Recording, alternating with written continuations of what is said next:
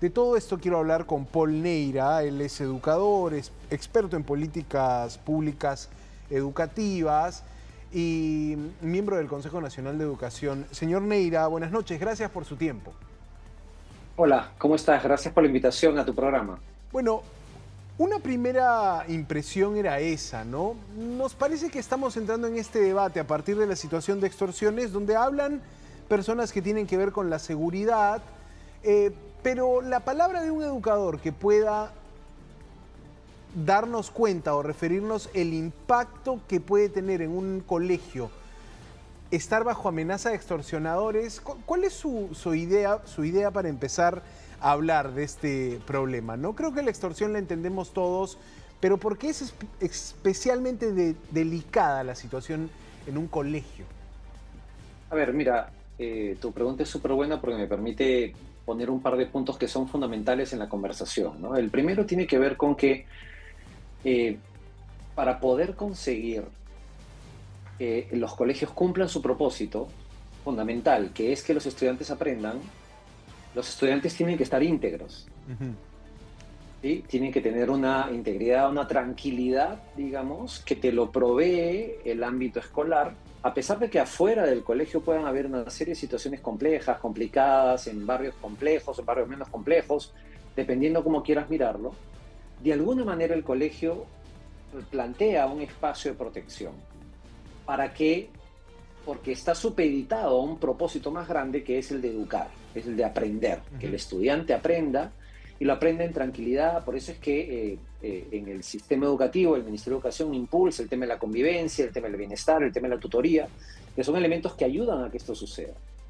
Entonces, tener un colegio, una institución educativa, está sufriendo este estrés producto de prácticas extorsivas y de delincuentes organizados, digamos, que amenazan al colegio y amenazan la vida de los docentes, la vida de los padres de familia y sobre todo la vida de los niños, evidentemente configura una situación muy complicada para que se dé el ámbito educativo, para que se cumpla el propósito de la educación en ese sentido. Entonces el riesgo, y ese es lo más pervasivo del problema, digamos, es que estos extorsionadores juegan con eso de manera malévola, digamos, justamente para poder conseguir sus fines. Entonces, es una situación que al final del día es un dilema ético el que estamos enfrentando. No es solo un problema, desde mi punto de vista, no es solo un problema de seguridad ciudadana, no es solo un problema educativo. Es un problema, es un dilema ético que se lo plantea la sociedad entera en nuestro país. ¿Por Claro. qué? Porque vamos a, o sea, ¿qué es lo que tenemos que hacer frente a esto? Permitir que haya una extorsión y que atenta directamente en contra de los más vulnerables que son esos niños y que son el futuro del país. Ujú. ¿Qué movimiento tenemos que hacer nosotros como sociedad organizada? Instituciones, Estado, gobierno, sociedad civil, personas de a pie, porque esto no puede ser permitido. Claro. Ese es el dilema que yo lo veo en ese Interesante, sentido, ¿no? interesante. Una primera idea para empezar el debate, ¿no? Esto es un dilema ético. Pensaría directamente, señor Neira, en que el delincuente no tiene límites, pero es muy poco usual ver a un delincuente meterse a robar una iglesia, por ejemplo. Así como inusual es que una banda delincuencial extorsione un colegio, ¿no? Allí ya creo que nos topamos con un primer drama moral eh, enorme en el país, ¿no?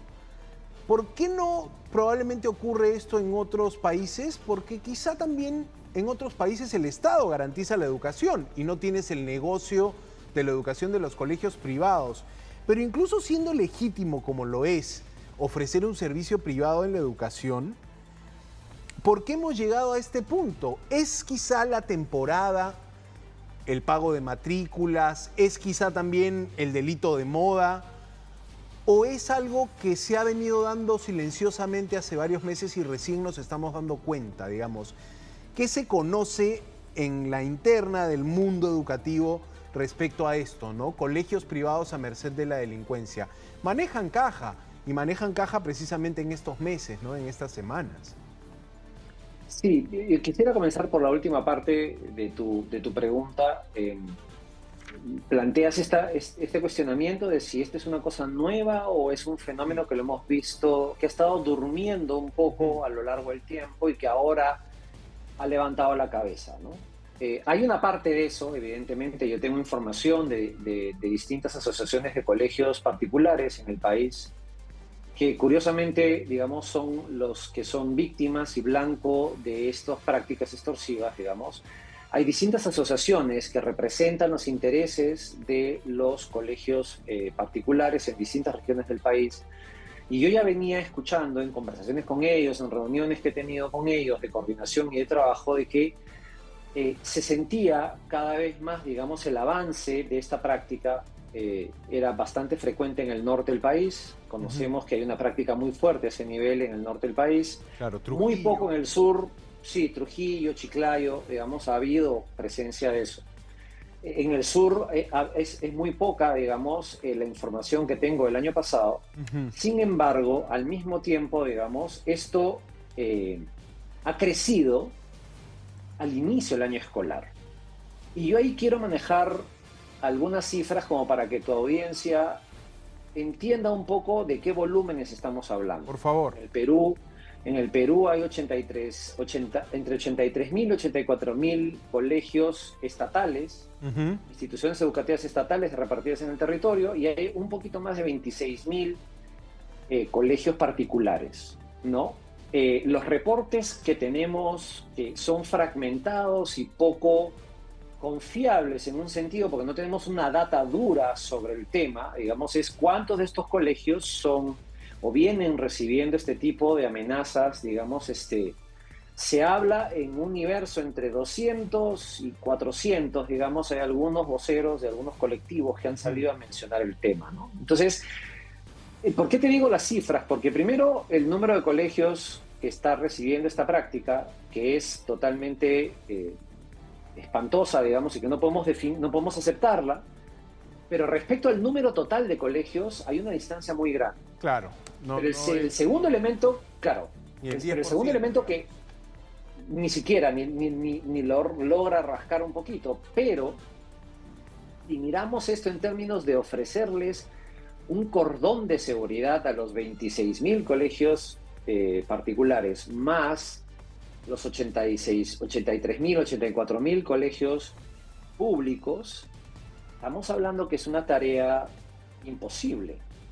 No existe fuerza humana, no existe capacidad de logística, no existe en ningún sentido un plan de trabajo de seguridad a ese nivel. Lo cual me trae a un punto primero, digamos, y es que esto no puede ser solamente una respuesta. Hay que exigirle, evidentemente, del Ministerio del Interior y la capacidad que tiene de manejo de la violencia en el territorio y protección de los ciudadanos, digamos, coordinadamente con el sector educación, pero esto no se puede quedar solo allí. Esto tiene que ser una llamada de un movimiento de padre de familia, de autoridades locales. Recordemos que los alcaldes en los distritos tienen competencia legal en el sector de educación conferido por la Ley de Descentralización del año 2004.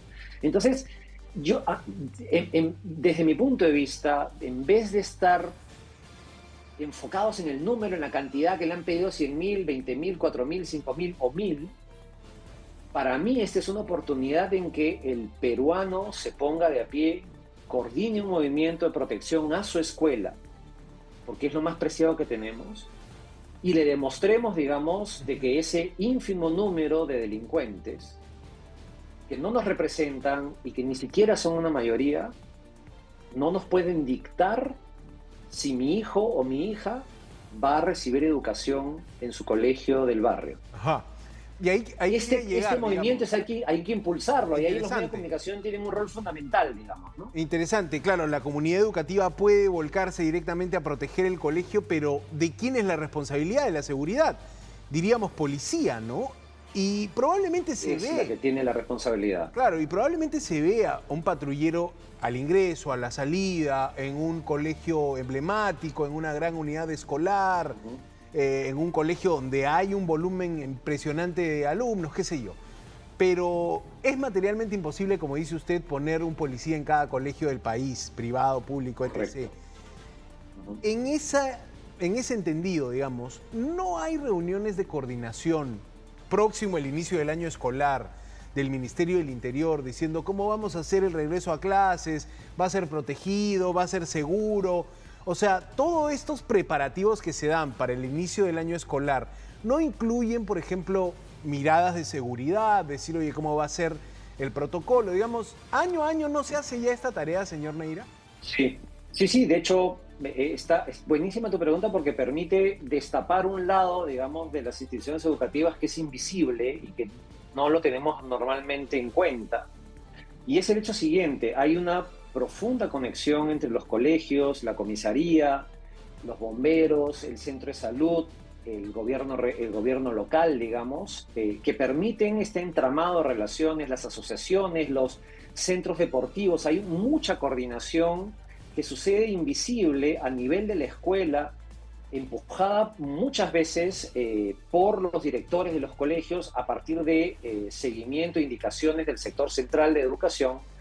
Hay incluso visitas, hay policías escolares, hay municipios escolares, hay todo un entramado que yo creo que en este inicio del año escolar es el momento de activarlo y no esperar a que se active en un proceso de un calendario académico a lo largo del tiempo, y que ahora es el momento justamente de poder mostrar esa cara que nos ha caracterizado a los peruanos. Cuando podemos ponernos de acuerdo, sacamos cosas adelante impresionantes. Entonces, yo creo que esa es una oportunidad, reitero, sin quitarle responsabilidad de inteligencia, de actuación, de operativos y de comandos por parte de la policía, claro, y todo el entramado de seguridad que ellos tienen, pero eso no es quitarles ese lugar, sino más bien es sumar esfuerzos y justamente levantarnos a favor de la educación, así como se hizo hace mucho tiempo atrás en el tema del regreso a clases en el medio del COVID, que hubo un movimiento a nivel nacional para regresar a clases.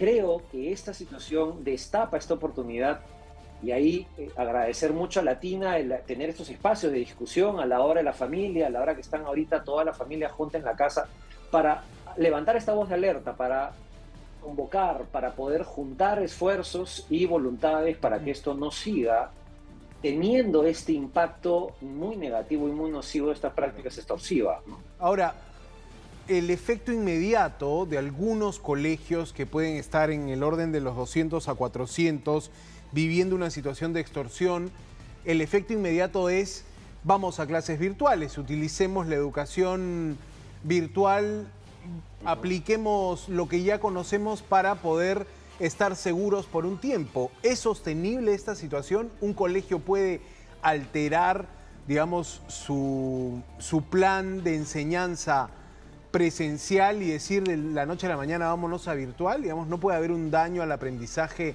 si es que podemos tener en cadena estas decisiones con colegios que están siendo extorsionados?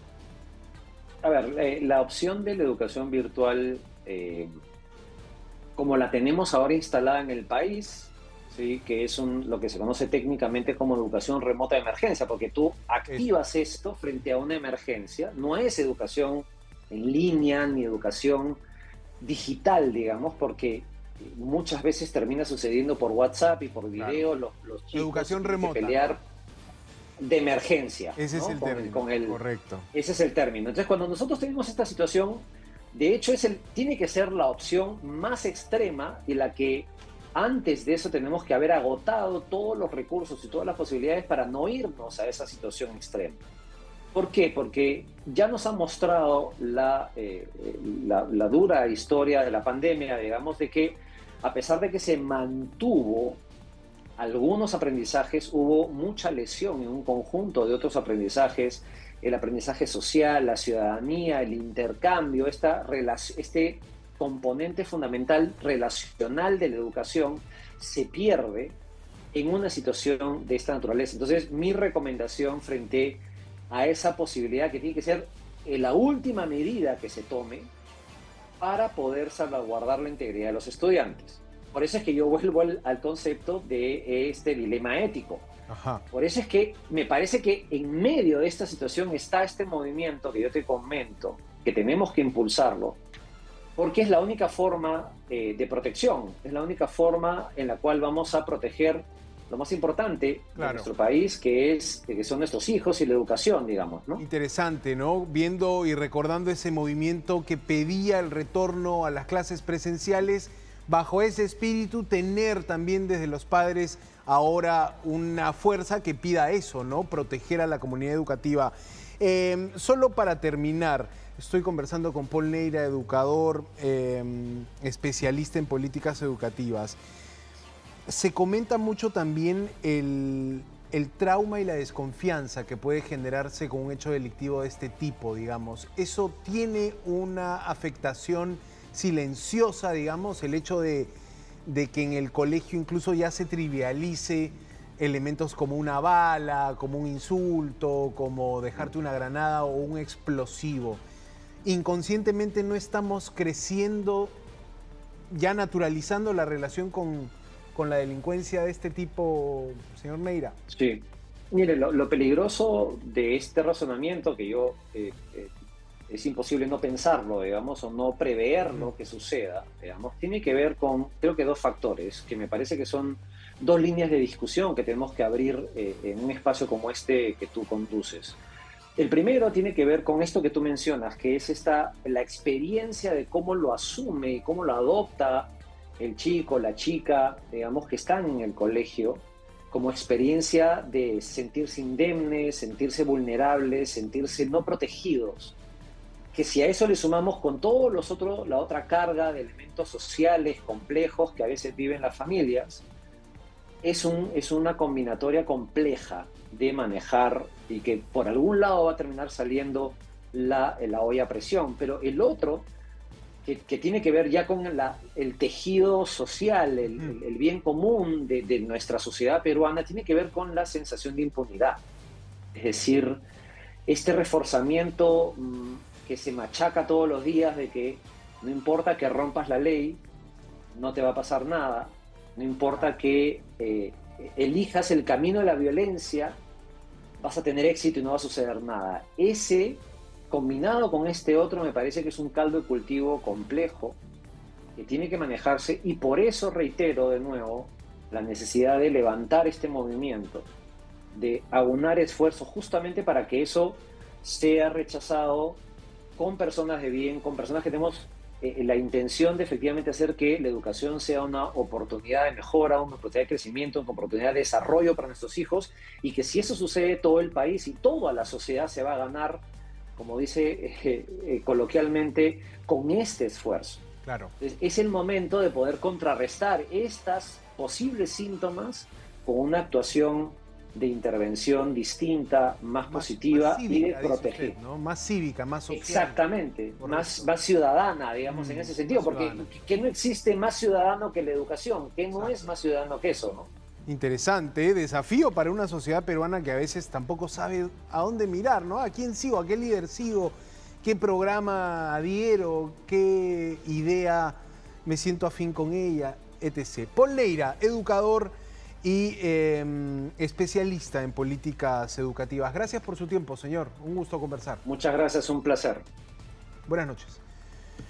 Bien, amigos, espero que de todas maneras generemos algo de conciencia en lo difícil y complicado que puede ser para un colegio vivir una situación de extorsión. Ya ni siquiera hablemos del emprendedor que ha vivido estos últimos años a merced también de este delito. Pero me parece interesante lo que ha dicho Neira, ¿no? Desde la ciudadanía protejamos los colegios, defendamos los colegios. Muchos de ustedes han opinado también, algunos dicen, oye, este tema, bueno, Lorena me dice qué manera de perder el tiempo, Santiago. Lorena, pero si no nos preocupamos por la educación de los chicos, estamos fritos del arranque, ¿ah? Y ahora me genera realmente una complejidad mental que no salgamos del tema seguridad y veamos ya la seguridad afectando los aprendizajes en el colegio por este número no determinado de colegios que pueden estar siendo extorsionados y que evalúan irse a clases virtuales. No son clases virtuales, no es educación digital, es educación remota de emergencia. ¿Ah? El tema está centrado también en un delito que no podemos resolver, ¿ah? Mira eso, un delito que no podemos resolver como la extorsión. ¿Qué puede hacer el Ministerio del Interior? ¿Qué puede hacer el Ministerio de Educación? Ayúdame con ideas, dame ideas, dales ideas tú a los ministros de Interior y Educación. Te digo que hoy se postergó una reunión que iba a haber 4 de la tarde, una reunión, la cantó el ministro en la mañana, pero no hubo reunión. ¿Qué pasó? Bueno, veremos, esperamos ahí algunas explicaciones, sobre todo cuando se prometía abordar con urgencia esta crisis. Los tiempos de los políticos son así. Cuando quieren pisan el acelerador, cuando quieren ponen un freno, cuando quieren silban al techo, pero hay que generar soluciones para la situación de los colegios extorsionados. A ver, pronunciamiento del Poder Judicial en favor, realmente aquí más bien en defensa de la independencia de los jueces.